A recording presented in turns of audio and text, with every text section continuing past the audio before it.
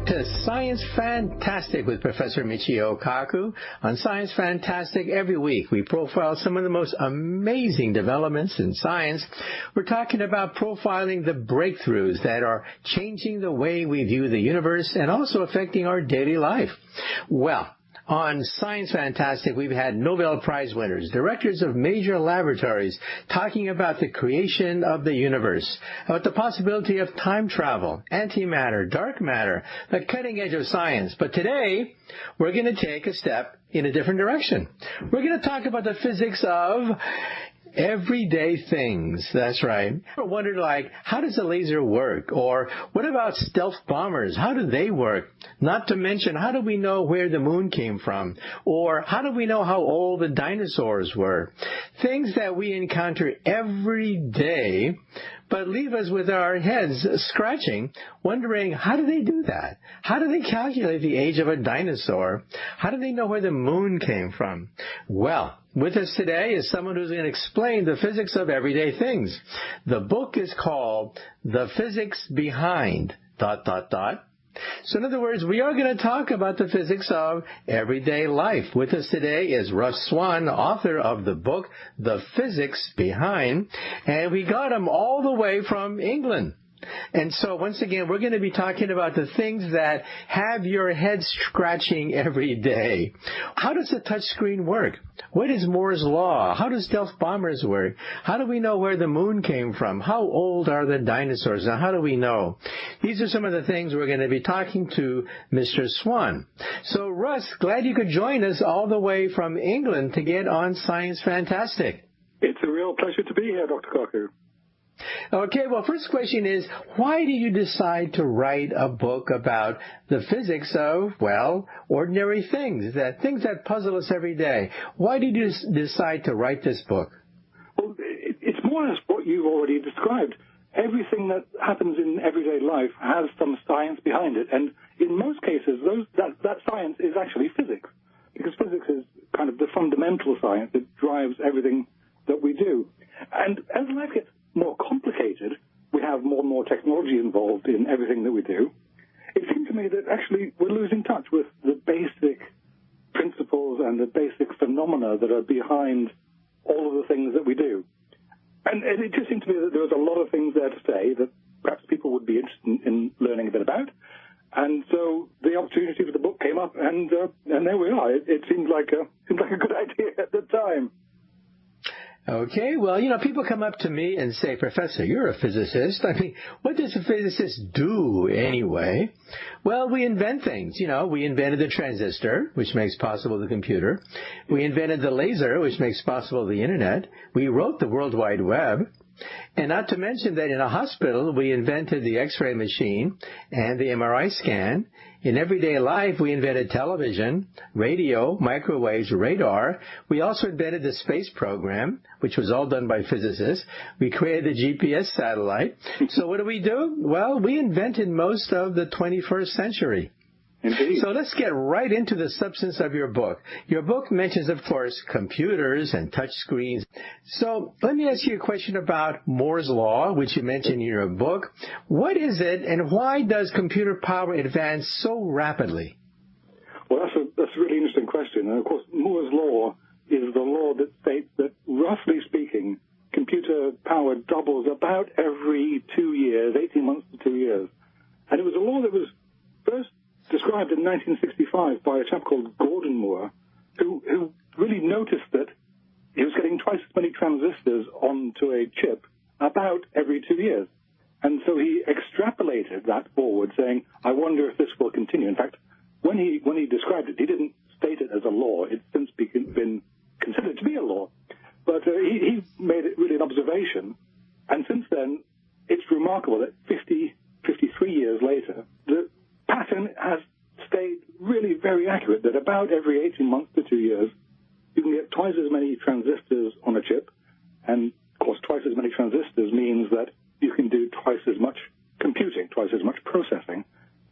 So it's one of those things that we don't really know whether it would have continued in that pattern had Gordon Moore not described the law, or whether it's continued in that pattern because he described it and people thought, we have to do twice as many to keep up, otherwise our competitors will be doing twice as many. Interesting, but the miniaturization involved, of course, gets harder and harder each iteration, each cycle. It gets harder. The first time it's half the size, the second time it's a quarter, and so on. Right. And isn't that done using, well, ultraviolet radiation and etching technology, similar to how we make a T-shirt, by etching tinier and tinier transistors on the silicon chip? So how does that work? Well, this is where the lasers come into, of course, because the etching process used in what I call the fabs, the fabrication facilities, they use smaller and smaller wavelengths of laser light, because then you can focus to a smaller and smaller dot.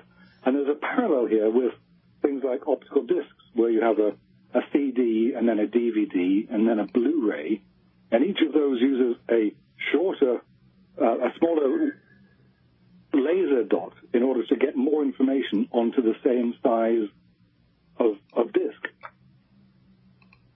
Okay, now, I remember when I was in high school, when the first computers were being made at Stanford and other universities, it was so painful. It was so painful putting input into the computer. You had to use punch cards. You had to type it in, make a mistake, and it bounces right back. Now we have touch screens. You just touch the screen, and instantly it does magic. So how does a touch screen work? Well, as you're probably aware, there are more than one type of touchscreen. And there are capacitive touchscreens and resistive touchscreens, which are the two main types used in things like smartphones and iPads and so forth. And the capacitive touchscreen is very clever. It uses a trick of your finger, which is why it doesn't work when you put on a piece of plastic or a piece of paper.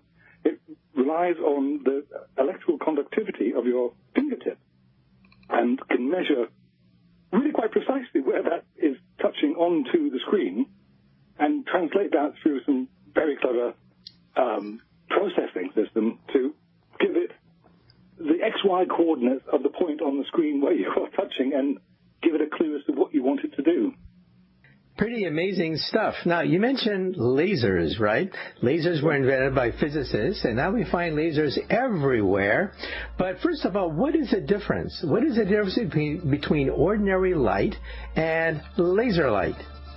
Well, there are really two things. I mean, ordinary light that we see outside or even... Okay, Russ, unfortunately, we have to take a short commercial break, but after the break, we're going to get right back to your book, The Physics Behind. And we're talking about the physics of, well, ordinary things. We encounter physics every single second of our life, but we hardly know anything about it.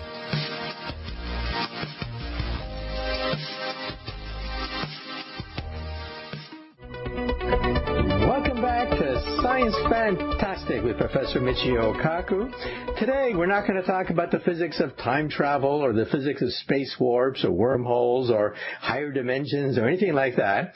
Today, we're going to talk about, well, the physics of everyday things.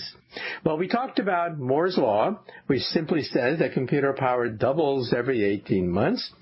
And we get Moore's Law because we can etch tinier and tinier transistors using laser light or ultraviolet radiation. But then the question is, well, what is laser light? So, Russ, tell us why laser light is so different from ordinary light. Well, laser light is made of exactly the same stuff as ordinary light. It's made of photons, which are really tiny packets of energy, the quanta of energy.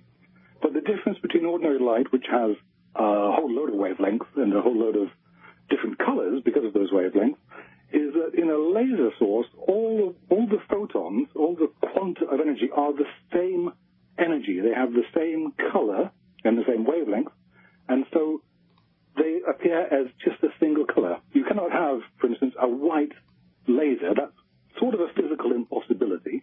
We can have a red laser or a green laser or a blue laser as long as it's at that one single wavelength. And the other thing that a laser light has, besides being a single wavelength, is what we physicists call coherence. And it means that all of the wavelengths, all of the quanta of energy, the photons, are vibrating at the same time. They're sort of dancing around together, and they go up together, and they go down together, and they vibrate in exactly the same pattern. So this means that you can take a laser light, you can do really interesting things with it, things you cannot do with a regular light bulb from an LED or light from the sun. It means you can focus them really tightly, you can control them, very sharp cutoff, very sharp startup, and lasers are still producing some of the most interesting technological breakthroughs that we're getting in society today. In fact, the 2018 Nobel Prize was announced quite recently, and the winners of that prize, there were 3 of them altogether, were all working with laser light. And according to the press release, one of the applications of this was to create optical tweezers, the ability to manipulate tinier and tinier things, just as if you manipulate tools. Could you explain? Well, optical tweezers are a bit like, if you've ever watched Star Trek, the science fiction program, it's the tractor beam from Star Trek. It means you can use a laser source and you can control it in a certain way so you get what they call a wasted beam. And that can catch and move around tiny objects, tiny things like bacteria can be captured by a laser beam, just like a tractor beam, on a very, very small scale, of course. And they can then be used and studied to see what they're doing. In fact, optical tweezers have become, in biology, one of the most powerful tools of the last couple of decades. And do you think that one day we'll be able to create tractor beams like in Star Trek? Is that a possibility, or is that strictly science fiction? Well, I honestly think you can never say never. It is science fiction today. I don't think anybody has any serious proposals to make a tractor beam that could capture a spaceship. But, in 100 years, in 200 years, who's to say? Okay, and talking about light, of course, one of the most fascinating things that children notice is the rainbow. We think we know a little bit about rainbows, but tell us a little bit about how rainbows actually are formed. Well, rainbows are really still quite magical. And, where I live in the UK, in England, we have weather that means that it's sometimes rainy and it's sometimes sunny. And that means we get more rainbows than other places in the world will get. And you've seen a rainbow. You know how they appear to move with you when you walk around. You know about the myth of the pot of gold that can be found at the end of the rainbow. And the fact is, the pot of gold at the end of the rainbow might be there because nobody's ever been to the end of a rainbow. It's impossible to get there. The rainbow is an everyday thing that when you're a child, you think, wow, what on earth is happening? And as an adult, we tend to think, oh, well, it's just a rainbow. It's pretty, but nothing special. But it is kind of special. It's the light from the sun being refracted through the raindrops that are suspended in the atmosphere.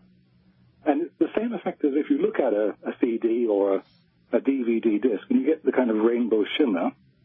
The different wavelengths of light are bent backwards towards you by a different amount depending on their wavelength, on how long they are. And there's some really interesting things, some interesting facts about a rainbow. A rainbow is always down from the sun. So if you could see your own shadow, as you sometimes can, your head is always the center of the circle of the rainbow. And if the sun is really high in the sky, it can be too high for a rainbow to form. But when it goes down, the rainbow goes up. And if you get a rainbow at sunset, as I saw actually just a few weeks ago, the rainbow is a complete semicircle, complete in the sky, because of this effect. It's what we call the 42-degree rule, that the line from your head to the side to the edge of the rainbow is always about 42 degrees. Right. Now, if you take a look at the origin of why light bends when it goes through glass or droplets of water in the air, you go all the way back to Isaac Newton. It was Isaac Newton who showed that white light is actually composed of different colors, but the fact that these colors bend at different rates inside glass, isn't that due to the fact that different colors travel effectively in glass at different speeds? So since the speed of light in glass is not a constant, you can have different colors traveling at different velocities, and that's the reason why white light bends into all the colors of the rainbow, right?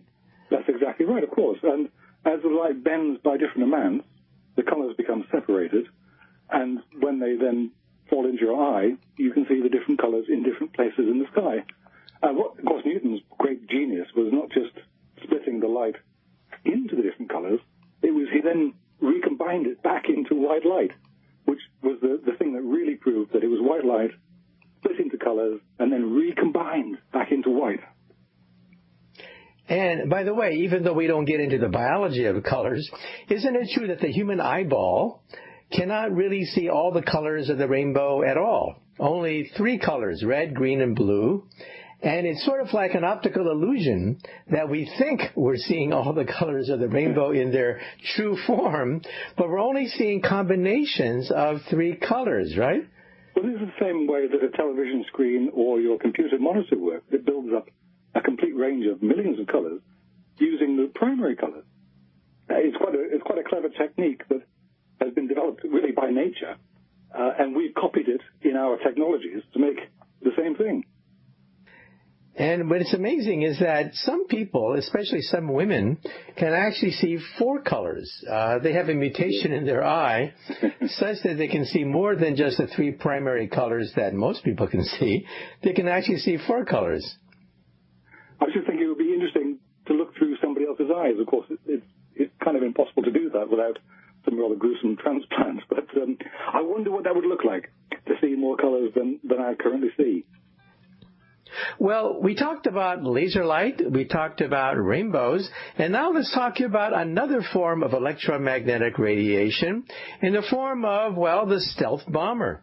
The stealth bomber is so-called invisible, but is it really invisible? How does a stealth bomber work? And many of the reports of flying saucers are due to the fact that the military secretly tested stealth technology for so many decades and used flying saucer stories as a cover. So, Russ, tell us a little bit about another form of electromagnetic radiation and stealth bombers. I think the first thing that it's really important to notice and to point out is that stealth bombers are invisible to radar, but they are not invisible to optical light, to the things you can see. If one flew past you, you would probably hear it, but you would certainly also be able to see it. There is a Sometimes people seem to think that they are actually invisible in the kind of science fiction sense.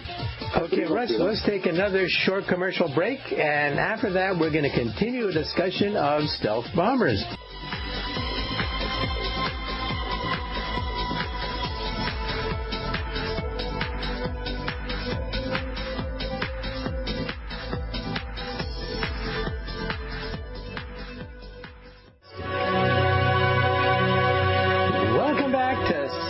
Fantastic with Professor Michio Kaku. With us today is Russ Swan, author of a new book.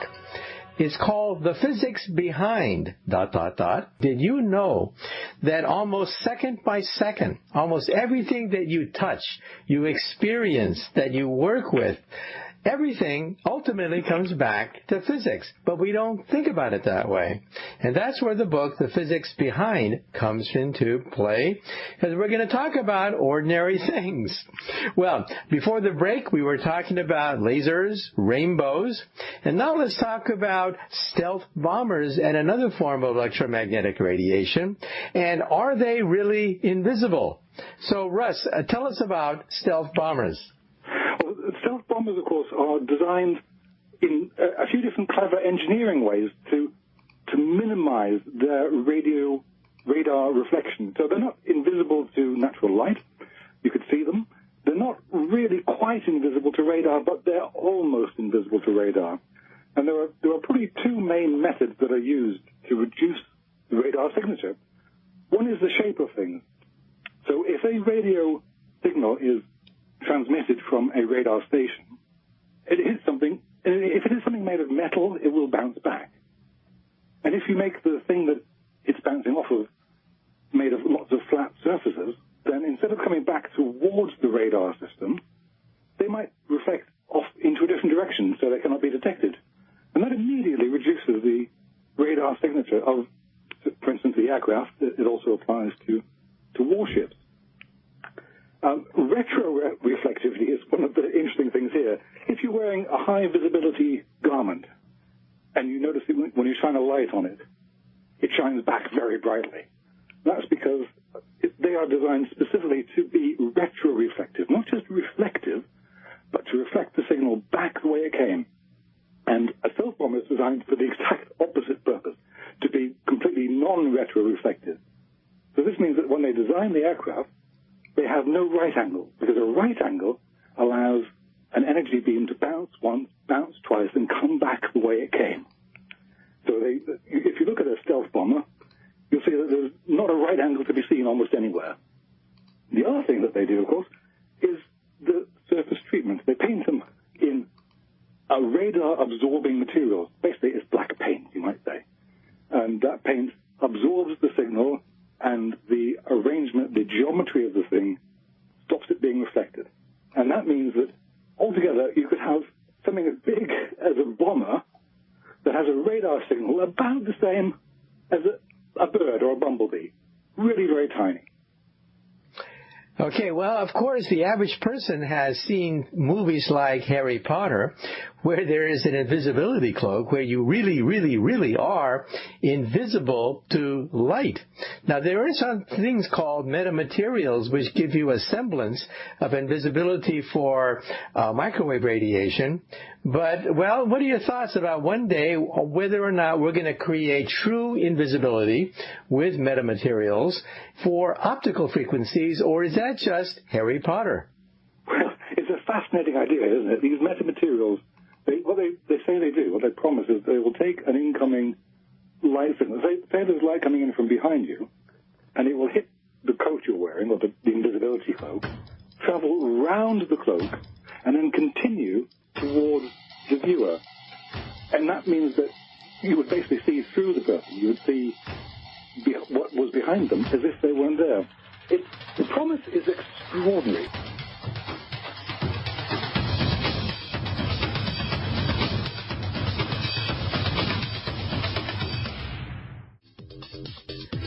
Welcome back to Science Fantastic with Professor Michio Kaku. Our special guest today is Russ Swan, author of the book, The Physics Behind... ... Well, let's move on now, and, well, let's talk about the moon. The moon is in our dreams.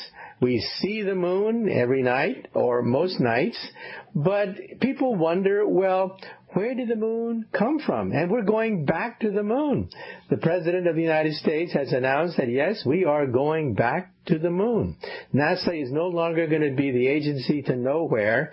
It's going to go someplace. But let's say a few things about the moon, like, where did it come from? It's a really interesting question, and I think it's fair to say that a lot of scientists are still not entirely sure. The main theory at the moment seems to be that the proto-Earth, the young, red-hot planet that became our Earth, had a catastrophic impact with another body in the solar system, something about the size of Mars, we think. And the two merged together in this huge, molten lava mess. And as they spun and cooled, a lot of material came off the Earth, and that became the moon. The mathematics, the arithmetic, seems to show that is about right. But there's still some anomalies. If we look at what we see on the Earth and what we see on the moon, they're not exactly the same.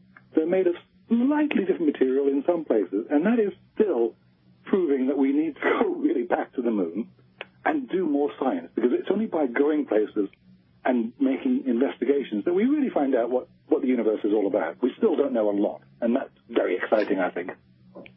Now, isn't it true that most of what we know about the moon's origin comes from the Apollo space program, when astronauts brought back hundreds of pounds of moon rock?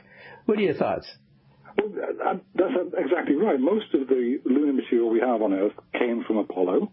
There are a few small pieces that came actually directly from the moon by a meteor hitting the moon, knocking off a chunk of moon rock which floated around in space for perhaps thousands of years before traveling to Earth, plunging through the atmosphere, and eventually being picked up by some curious human. So most of what we know from the moon comes from Apollo, and the thing about Apollo is that most of the samples that came from Apollo are from the same kind of terrain. They're from the sort of lowland areas, because that's where it was possible to land an Apollo spaceship. The Lunar Excursion Module, the LEM, wasn't really capable of landing on the side of a mountain.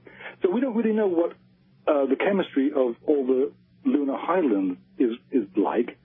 We can do some investigation from Earth. We can test it remotely by things like spectroscopy.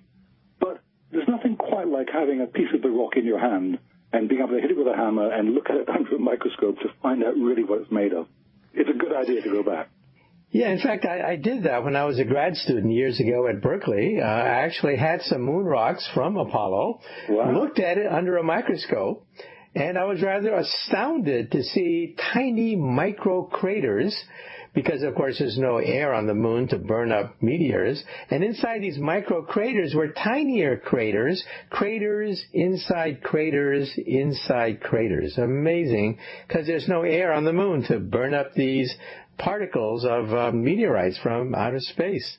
Now, let me ask you another question. How do we know how old things are? We talk about the moon and the Earth being roughly 4 billion years of age. We talk about the dinosaurs dying out 65 million years ago. But then some people ask the question, well, Smarty Pants, how do you know? How do you know how old things are? Well, there are a lot of techniques, of course, and they all boil down to some really quite interesting and fundamental physics.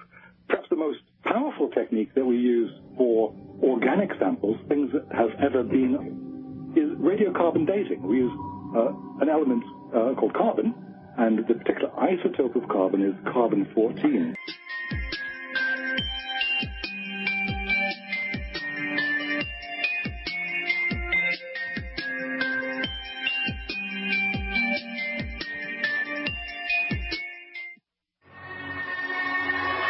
Welcome back to Science Fantastic with Professor Michio Kaku. So, Russ, where we last left off, we were talking about how do we determine how old things are. For example, how do we know when the dinosaurs died? Well, indeed, the radiocarbon dating uses an element carbon-14, which is an isotope of carbon, which has a radioactive property to it. And it, like all radioactive things, it will decay, which means it becomes a bit less radioactive over time. And the joy of the physics behind this is that the pattern of the radioactive decay is very mathematical, it's entirely predictable, and if we can measure a sample of the carbon-14 and see how radioactive it is now, it's quite a simple matter to then go back and say, well, this means that this piece of carbon-14 was captured X years ago. It may be 2,000 years ago, it may be 20,000 years ago, but it's really, really useful, particularly for organic things, things that have once been alive, so a piece of bone or whatever. It absorbs carbon from the atmosphere, and the carbon-14 is made in the atmosphere by cosmic rays and then floats around in the air, gets absorbed by the living creature. When the living creature dies, the radiocarbon begins to decay, and a few thousand years later, an archaeologist comes along using the physics of radioactive decay, does a quick measurement, or not particularly quick measurement, it's quite a complicated measurement, but it's very accurate, to determine whether something is 10,000 years or 100,000 years old. It's fantastic. And isn't it true that we have not just one clock, but many clocks, that is, many radioactive substances that decay at different rates, plus DNA. We can actually compute how old things are by looking at their DNA, because DNA mutates at a constant rate over long periods of time. So isn't it true that we have many clocks, and all these clocks agree with each other, so we're not making a mistake?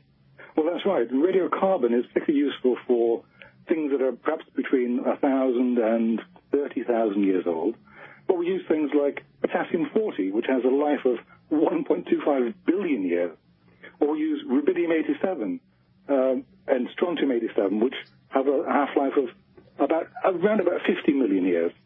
So by using 50 billion, I beg your pardon. So by using these, as you call them, various clocks, and we call them clocks in rocks in terms of archaeological dating, we can come up with a picture of things.